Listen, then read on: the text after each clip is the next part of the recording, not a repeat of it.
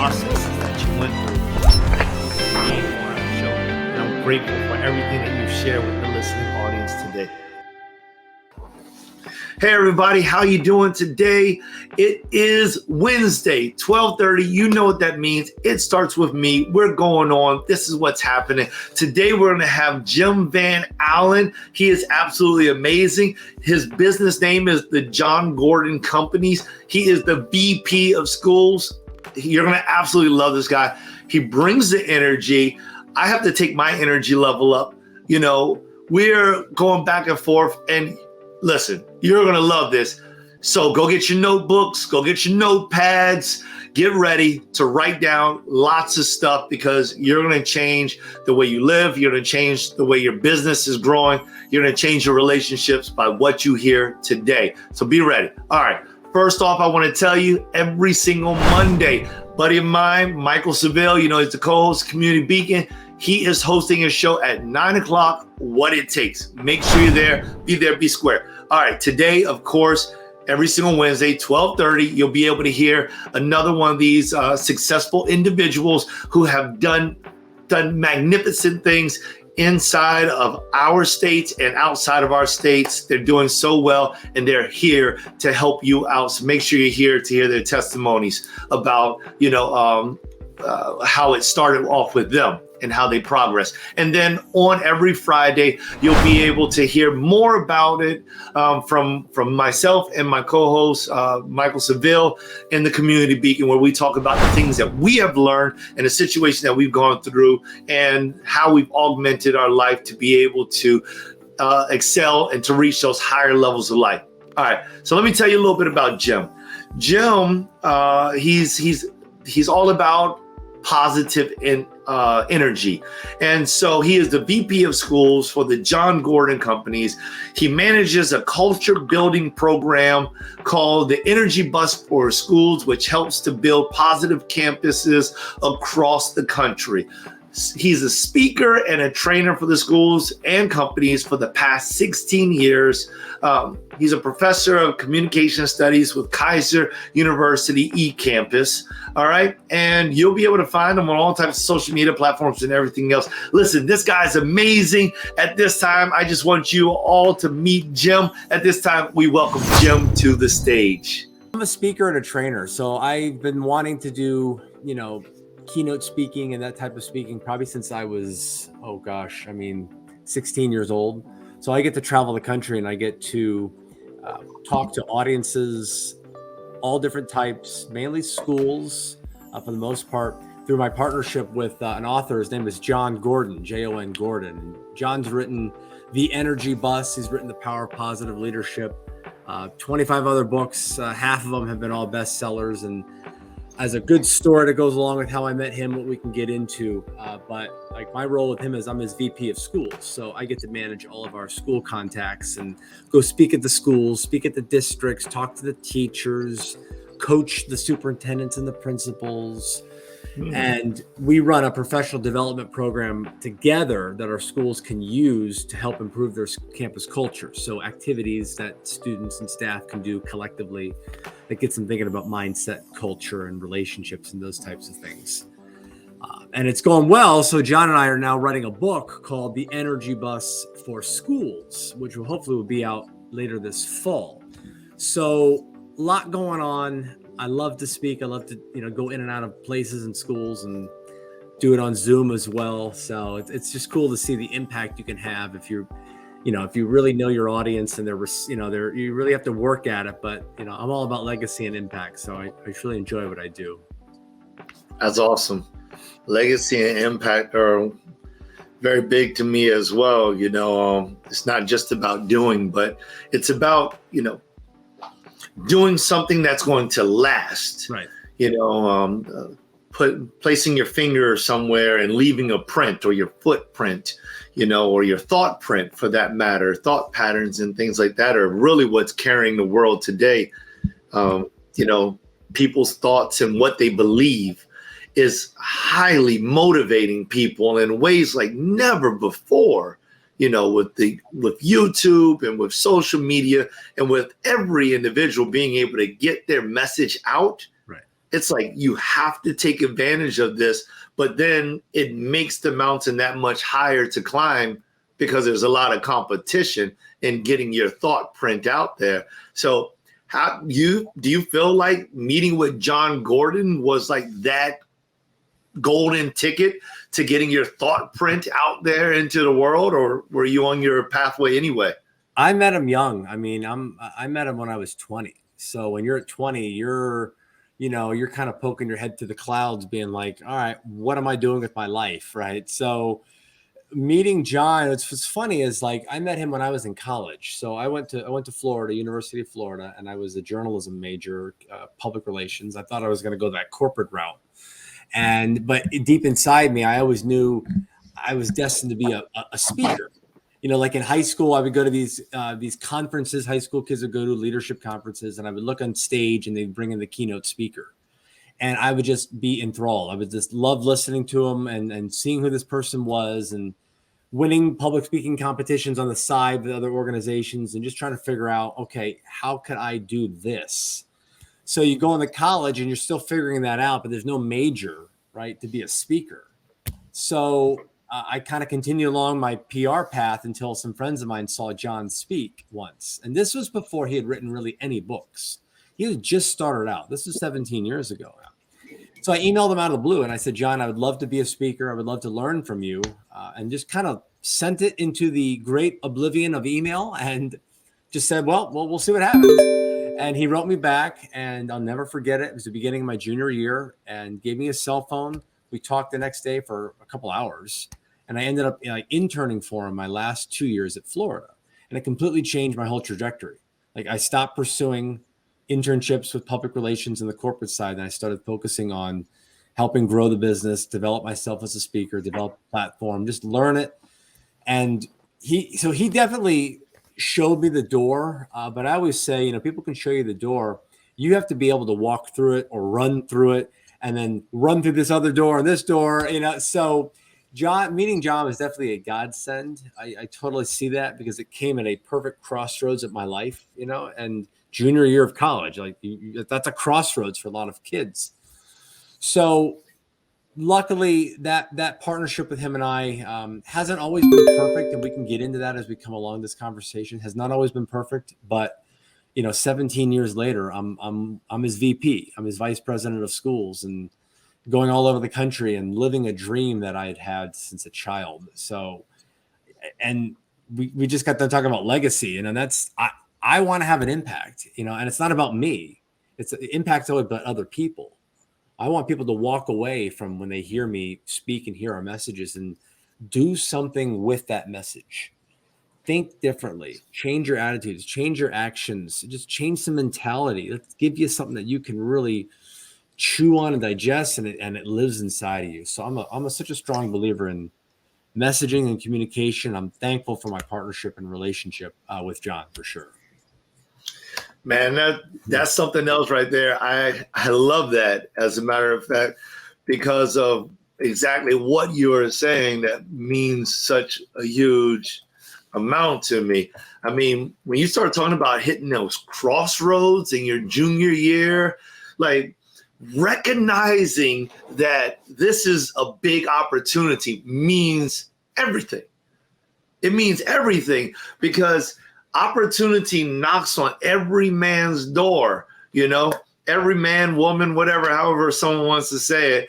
But the key is, do you realize that was opportunity? Because you don't know how long it'll take before opportunity comes back to knock on your door. And you have to take a chance. You got to jump on that 100%. I mean, tell me more about how you felt as the junior, and you're like, this is what I want to do. And here's Jon, and I'm gonna do the craziest thing in the world. I'm just gonna email this guy. I'm gonna send it out there into the ether, and I'm gonna email the top person and see what happens. I was in another world. Like, I was definitely starstruck a little bit. And this was before, like I said, now Jon is a top 10 speaker, worldwide. He is a big deal now, right? 17 years ago, nobody knew him. So, but I was still like, wow, this guy, took the time to respond, offer me an internship, and then we would talk like weekly.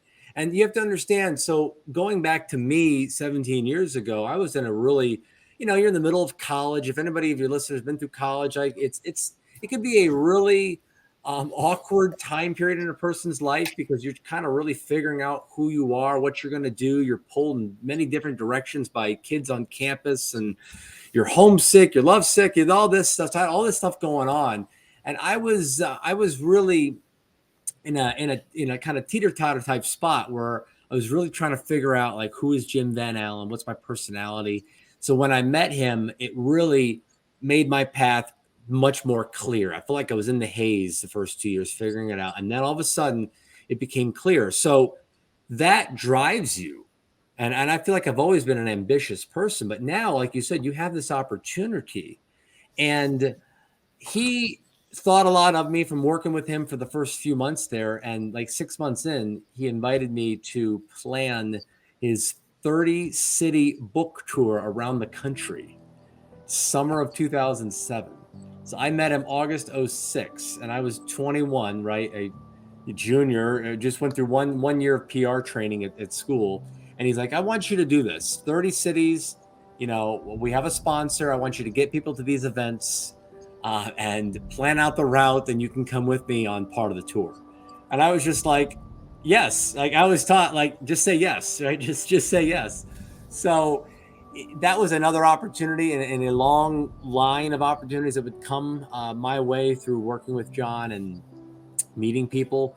But I just remember being, in a much more stable position, because you actually are starting to realize the vision you set out for yourself. And I'm one of the lucky few who, if you asked me what I wanted to do for a living when I was 15, 16, I'm doing that same thing now at 37. And that's really rare, I feel, for people to kind of see something all the way through, because interests change and schooling and life changes. But this one had a hold on me, like being a speaker, public speaking, inspirational speaking had a hold on me. And I know God was putting Jon in my path to say, you two are going to do this thing together. And you're going to be an integral part in each other's lives to really make this work. So yeah, I was definitely floating for a while. Sometimes I still am, even though I've known him almost 2 decades. Sometimes I'm like, wow, I'm in a really amazing position. I better really hold on to this still. And I kind of have that rookie mentality now as I work with Jon all these years later. Think like a rookie. Rookies are always what? They're hungry, they're humble, they're driven, they always say yes. They're ambitious, and that's still how I look at my role with him, because I still feel like I have more to prove. And we've only 17 years though, but you know what? We've really only just begun, to tell you the truth. So it's awesome. Amazing to see where we've been and where we're heading right now. That's awesome. I love the excitement. I love the passion that I hear. I got a bunch of things that just flowing to me. So, before I get to some of these other things, I mean, everybody needs to take that. Number one, I'm still thinking like a rookie, and it just reminds me of a scripture where Jesus was talking out to, all the disciples and everything like that. And, they brought, and some kids were around and like trying to get the kids out. And he was like, no, bring the kids to me. It's like, suffer little children to come unto me, for such is the kingdom of God. And it's like, well, what is it about those children? It's like, everybody's got to have this childlike mentality to follow the Lord, because they need to be humble. They need to be hungry. They need to be driven. They need to be ambitious. And that's like thinking like a rookie right there. Is you got to have this desire, this passion to achieve whatever that is at all cost. And I love that about you. That's not my statement though. That's just, I just picked up on what you said. I want to make sure people heard that. That was a mic drop. But awesome. You stated 6 months in. So 2 questions. One, were you being paid as an intern? And then 2, where did you develop the patience to continue?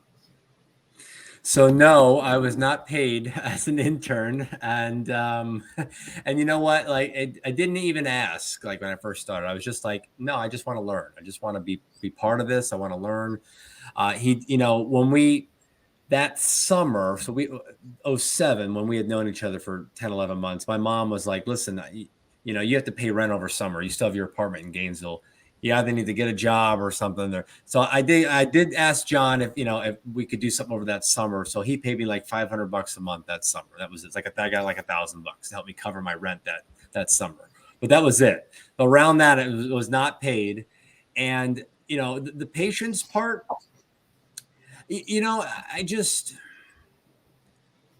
I didn't want to lose sight of my opportunity with them. So I would say I don't say I was patient. I was just, I knew we were in it together. Like we were talking, we were building this thing. And I knew opportunity was going to still come along working with him. So I didn't know that was going to come down the pipe there 6 months in. We were just I was helping to sell him. I was helping to learn how to promote and stuff like that. And then when he presented me with this opportunity, I said, sure. So it wasn't anything I was like waiting for. So I wouldn't say it was about patience, but I definitely try to be more of a patient person, because that's when you just put something in God's hands. And everybody always says, oh, how can you is that a true statement? I think it is, though. I think if you cast your anxiety on him, we shouldn't have much to worry about, but we have to be really intentional with how we have that mindset. So I definitely developed a lot of patience, just working with John, just waiting to get things approved and waiting for speaking engagements to a client to say yes or no, and waiting for the book to say yes or no, stuff like that. But there's so much other stuff to do that I just don't have time to worry about the little things. You just kind of keep pressing ahead and have different things flowing and popping around you, so you can pivot over here or pivot over there. If something doesn't work out, speaking engagement doesn't work out here. Okay. Well, I have 3 more on the line over here, right? And I got a book idea back here. If this one don't work, so multiple sources of activity is definitely helps to, keep you entertained and keep you going as you're patient for one thing to happen after another. I think that was well stated again. You're on fire, dude. I have to be, right? I mean, and that's a pressure I put on myself too, because you're in front of an audience of people, right? I know what this is like too. You're responsible to people and their time. I can't afford to have a bad speaking engagement. Like anybody can go to work and hide, in a cubicle or desk or somewhere else, right? Some of us who are like work with people every single day and on stage, there is no off day. Like you can't have a bad day. So whatever fire, you see or you hear or your listeners are hearing or seeing, you have to understand that takes some time to really keep stoking that, right? Fire doesn't just keep going, right, without doing anything. So we have to be feeding ourselves and reinventing ourselves and digging deep in our own mentality to keep us motivated as well. When that fire goes out or it starts to dwindle, and people will notice that. Why would they want to bring you in if you're not on fire for what you're talking about, for what you're standing up for, what you're going to help them to get better at and improve and build a school culture?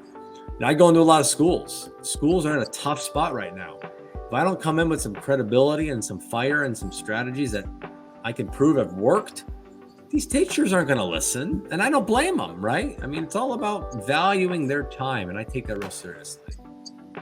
Very good.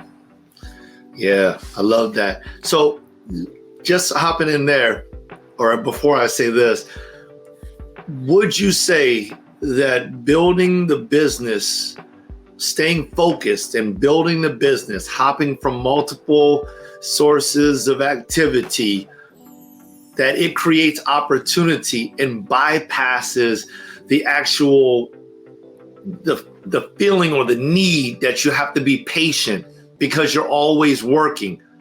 Is it like a way of bypassing the quote unquote, hey, be patient, just be patient, trust the process? Trusting the process is actually doing what you just said, building the business, multiple streams of activity. What would you say that that's the answer, or do you have something else?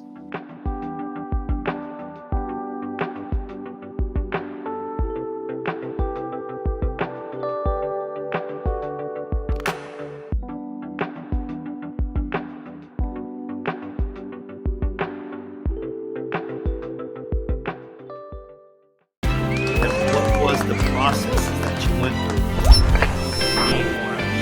And I'm grateful for everything that you shared with the